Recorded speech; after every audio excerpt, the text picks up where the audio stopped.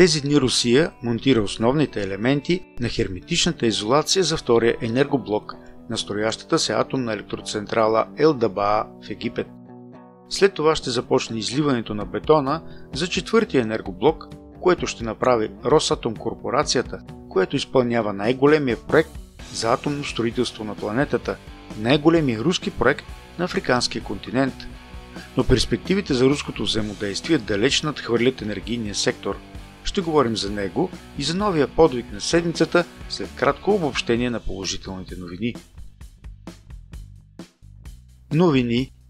Още един високоскоростен кораб Метеор 120R беше пуснат на вода в района на Нижни Новгород. В Казанския авиационен завод започна изграждането на две нови производствени мощности за увеличаване на производството на пътнически самолети Ту-214. Тежкият транспортен самолет Ил-76 като част от програмата за изпитание за първи път извърши успешно кацане, а след това и излитане от грунтова писта.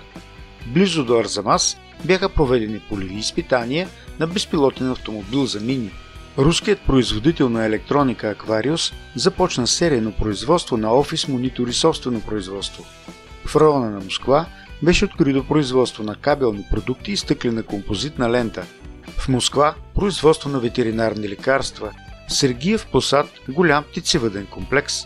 В Чувашия животновъден комплекс. Старо приятелство. В Египет се проведе церемония по инсталирането на уловител на разпада за втория енергоблок на строящата се от Русия атомна електроцентрала Ел-Дабаа. Скоро след това ще започне изливането на бетона на четвъртия енергоблок, който ще увеличи строителната площ до 57 000 квадратни метра и ще направи най-големия ядрен проект на планетата, най-големия руски проект в Африка и най-големия руски проект в Египет, след построяването на хидроелектрическия комплекс Асуан през 60-те години на миналия век. Трябва да припомним, че някога съветското правителство с Египет промениха света. През 1956 година египетският президент Абдел Насър национализира Суецкия канал, изгонвайки британските военни от страната си. В отговор Великобритания, Франция и Израел извършиха военна атака срещу Египет и окупираха почти целия Синайски полуостров, включително любимия днес на туристите Шарм ал-Шейх. Съветският съюз решително се застъпи за Египет и поиска интервентите да изтеглят войските си. За да подкрепи искането си, Никита Сергеевич Хрушчов заплаши да нанесе ядрени удари по Лондон и Париж. Заплахата имаше ефект и интервентите изтеглиха войските си от египетска територия. Това събитие имаше огромни последици за целия свят. Първо, Великобритания загуби статута си на велика колониална сила. Второ, в арабския свят, както и в Азия и Африка, съветската държава започна да се възприема като защитник на потиснатите народи в борбата им срещу западните колонизатори. Трето, след Суецката криза, светът стана наистина двуполюсен.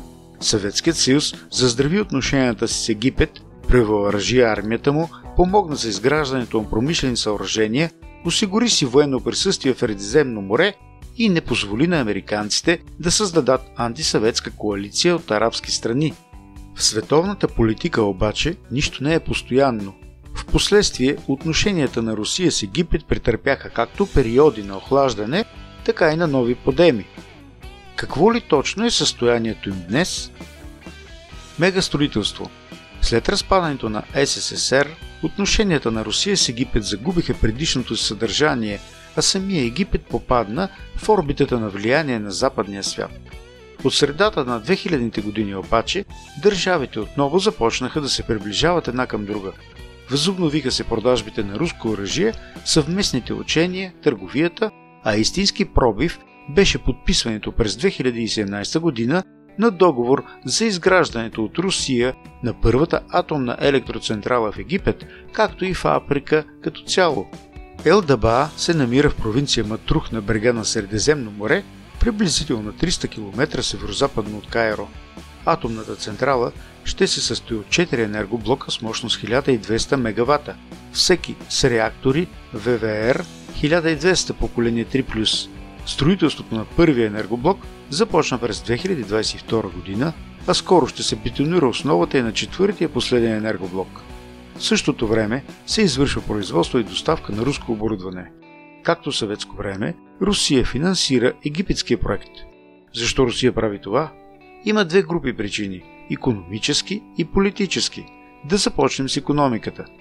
Наистина Русия финансира строителството, но не дарява тези средства, а отдава на Египет на кредит и ще го получи обратно с лихва.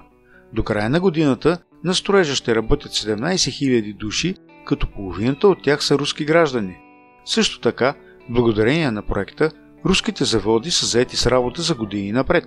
Например, Централното конструкторско бюро по машиностроене получава рекордна поръчка за цялата си история за 400 помпени агрегата.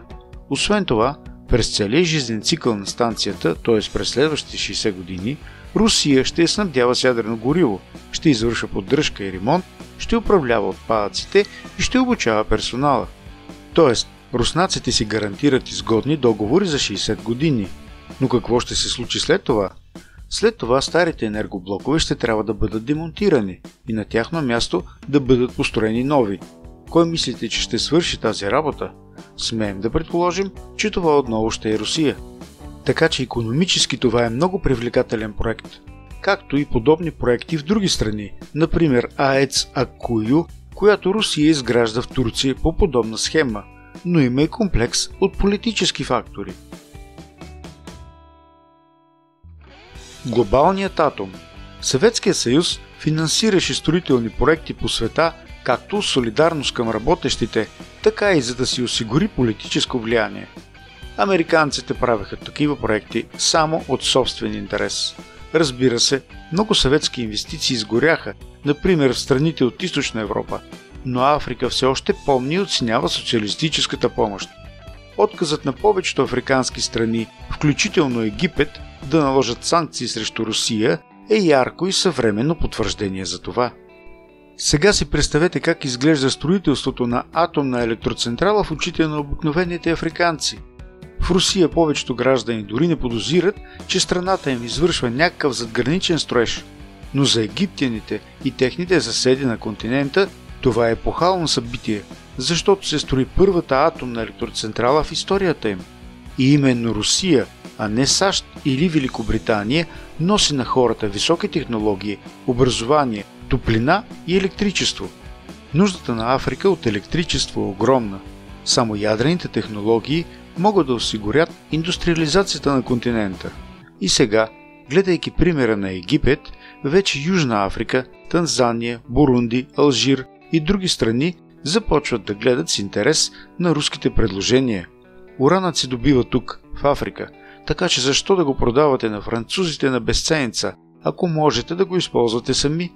Не подценявайте все още бедните страни на континента. Икономическият център на света се плъзга точно тук и след 30-40 години глобалният юг ще се превърне в основен производител и потребител на стоки и услуги. По тази причина е изключително важно това, което руснаците сега правят в Африка. Това е работа с столетна перспектива, а и на път са новите руски технологии на затворен ядрен цикъл, малки модулни атомни електроцентрали, ядрени инсталации за обезсоляване и други. Да се върнем на Египет. Русия му направи още един дълновиден подарък. Подкрепи кандидатурата му за членство в БРИКС. Това е необходимо както за самия Египет, който разчита на нови инвестиции, така и за Русия, която иска да изтръгне стар съюзник от упоритите, но отслабващи лапи на Запада. Основните битки тепърва предстоят, но посоката на руските усилия е избрана абсолютно правилно. Днес Русия е лидер в света по брой строящи се ядрени енергоблокове, но докато развиват сътрудничество с други страни, руснаците не забравят и за своите потребности. Така тази седмица беше издадено разрешение за изграждането на 7 и 8 енергоблок на Ленинградската АЕЦ. Завършва подготовката на строителната площадка на Смоленската АЕЦ-2. Завършва проектирането на Колската АЕЦ-2 в Мурманска област. Проучва се възможността за изграждане на наземна АЕЦ с ниска мощност за доставка на енергия в индустриалния район на Норилск и се обсъждат нови проекти в Приморие. А в Белоярската АЕЦ енергоблокът БН-800 наскоро достигна 100% мощност, използвайки иновативно МОКС гориво за първи път в световната история. И това е толкова важна тема, че ще говорим за нея отделно в следващите издания. Човешките постъпки. В нашите издания вече ви разказвахме за много случаи на спасяване от удавяне, но изключително рядко такива инциденти се заснемат на камера. Споделяме с вас редките кадри на дете, спасяващо дете.